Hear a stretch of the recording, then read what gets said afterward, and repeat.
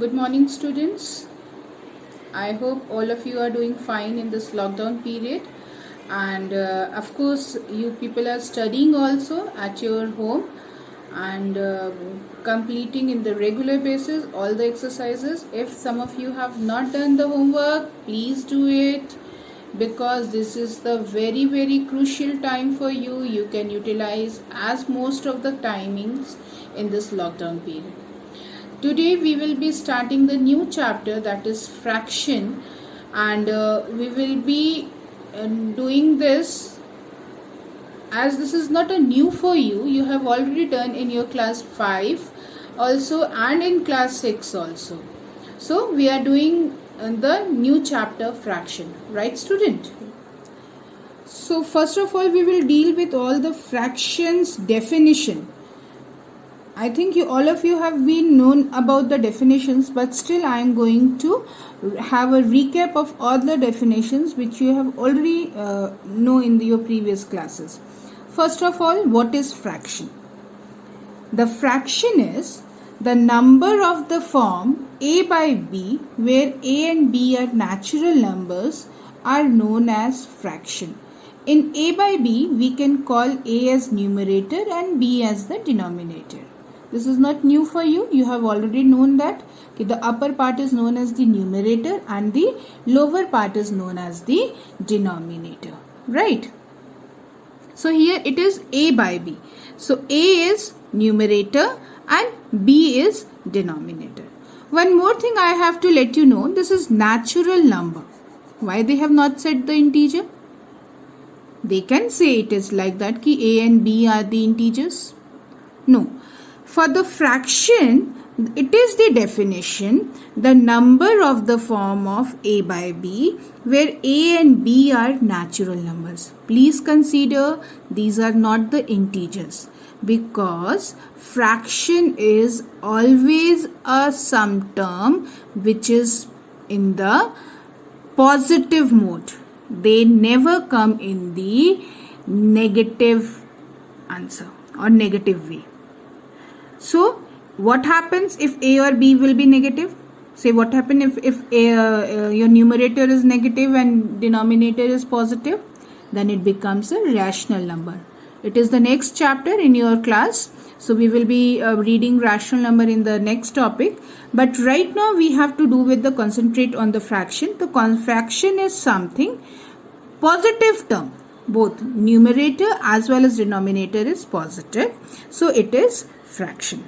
Examples also you can see, students. 3 by 5 is a fraction. 3 is numerator and denominator is equal to how much? 5. Similarly, 17 by 6. Here you can see numerator is greater than denominator. And I know all of you know about this ki if the numerator is greater than denominator, it is called improper fraction. Yes, it is called improper fraction. So 17 by 6 is a fraction in which numerator is 17 and denominator is how much? 6. Similarly, the next example, 8 by 1 is a fraction. Here 1. If we wish, we will not write 1 also. It just becomes number 8 only. But 8 by 1, so 8 by 1 is a fraction in which 8 is the numerator and denominator is equal to how much? 1. Right. So this is about the fractions. Now we will be coming about the various type of fraction. Various type of fraction. There are various type of fractions. The first is decimal fraction.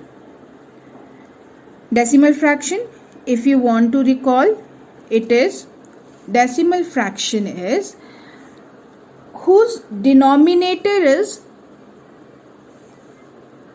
what you can say multiple of 10, or it is something you can relate in the tens term.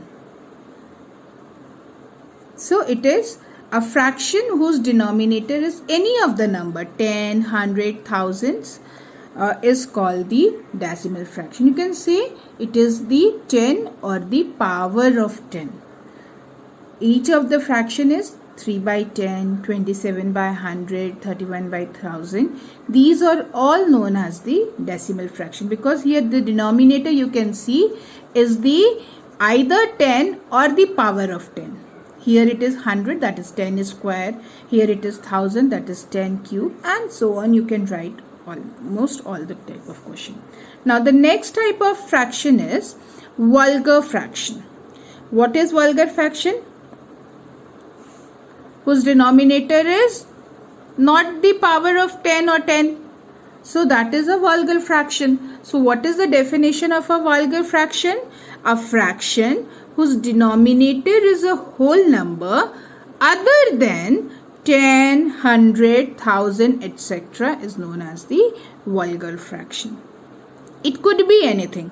2 by 9, 4 by 13, 13 by 20, 27 by 109, etc. Now the next definition is what? Proper fraction. As I have discussed also, improper fraction. Proper fraction and improper fraction. Two definitions are there. So a fraction whose numerator is less than its denominator, it is called proper fraction. Right? And improper fraction, a fraction whose numerator is more than or equal to its denominator. If it is equal also, then it is also an improper fraction. 7 by 7 is an improper fraction. 8 by 8 is an improper fraction. 53 by 53 is an improper fraction. And if numerator is greater, then of course it is an improper fraction. So what is proper fraction? If numerator is less than denominator, it is proper fraction. And improper fraction if denominator is greater than your numerator. Here I would like to ask question ki is it looking good? If you must be having known about this proper fraction and improper fraction. So which of these two fractions can be converted into the mixed fraction? Proper fraction or the improper fraction? Improper fraction. Yes. So proper fraction is a proper fraction only. We don't have to convert it in any mode.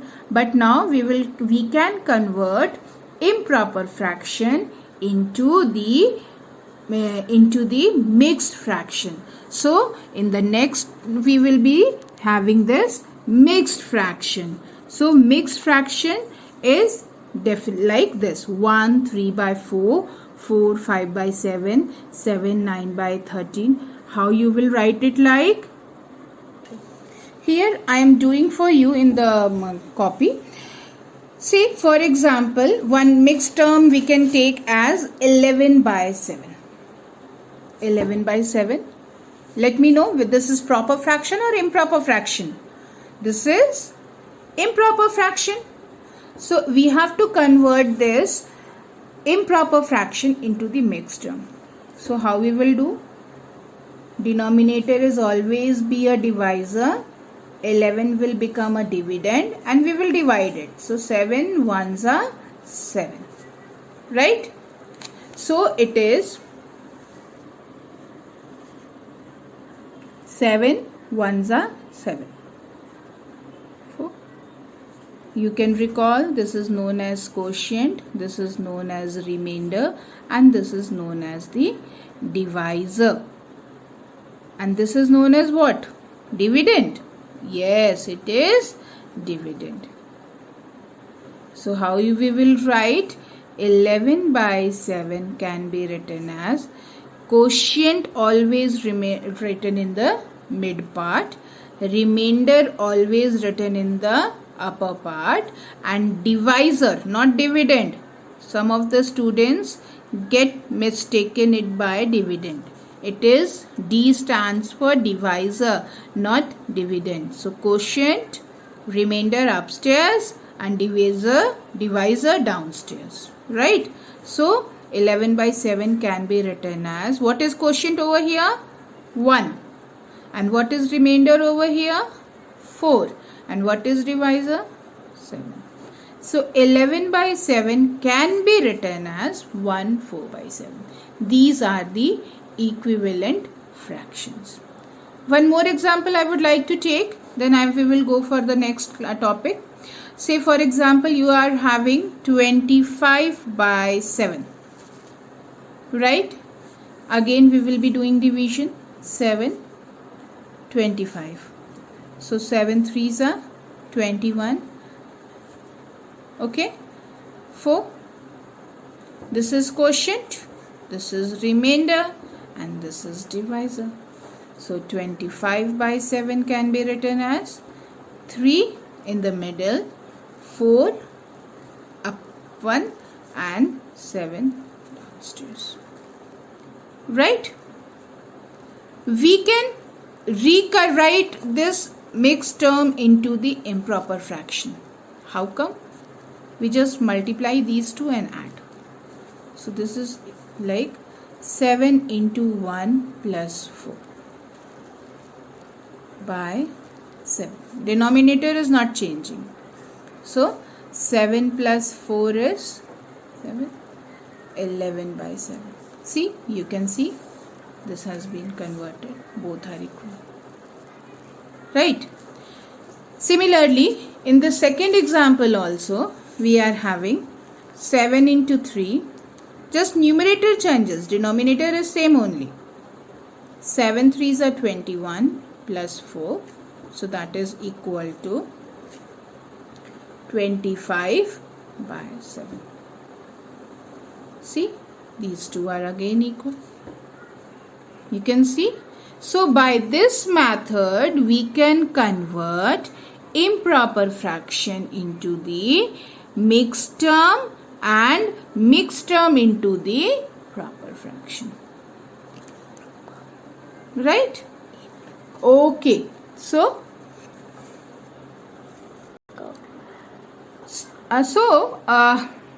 I think you must be having the clear idea about the mixed fraction and the improper fractions. Now some more properties. This is again learned by you in the previous classes also. Equivalent fractions. What is equivalent fractions? Same thing is multiplied in both numerator and denominator. You will get the equivalent fraction. So here it is. You can see 3 by 4. I am multiplying 2 and 2 in both the numerator and denominator. So what is the value? It is 6 by 8. Here 3 by, I am multiplying 3 and 3 in both the terms. So it is 9 by 12.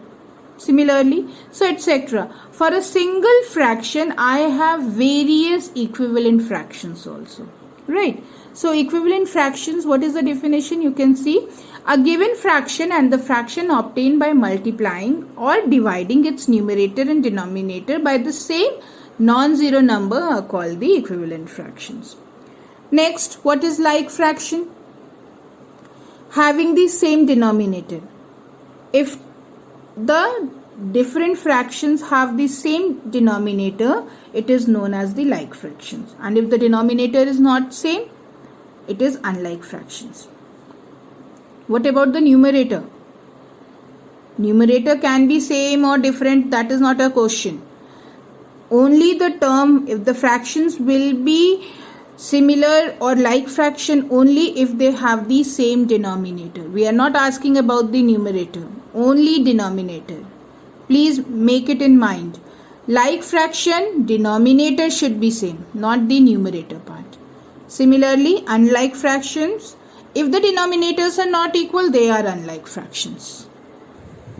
So, addition of like fractions. How we will do? Like fractions addition. Like fraction, as I said, denominators are same, numerators could be different. So two numbers a by b plus c by b is equal to what? Denominator will remain same, numerators are different, so we will be adding numerators. So a plus c by b. Numerator gets added and denominator remains same. This is the rule for addition of like fraction. We can have example over here. 6 by 7 plus 1 by 7. These are the like fractions because denominator are same. So what I will do? 7, 6 plus 2. Subtraction also we will be doing same. 7 by 10 minus 2 by 10. Denominator remains same. 7 minus 2. So of course it is 5 by 10, and here it is 7 by 7. No need to change further it as this is an improper fraction or this is the further divisible or not. Our main concern is to write down these answers. Okay.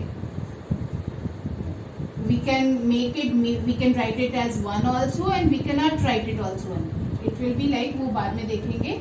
So 7 by 7 is equal to 1, और 5 को हम इसको simplify कर देंगे तो 1 by 2. So it could be 1 by 2 also. Like, so this is the addition of like fractions. So for today we will be leaving in this particular thing only, and the next topic, addition subtraction of unlike fraction, we will be doing in the next class. But till then you have to do the questions whatever I have given in the assignments, right? I will be giving certain questions of the next exercise, that is 2A, and you have to complete all the questions what I have given. Then and only you can be able to know the next topic, right? So goodbye students, take care.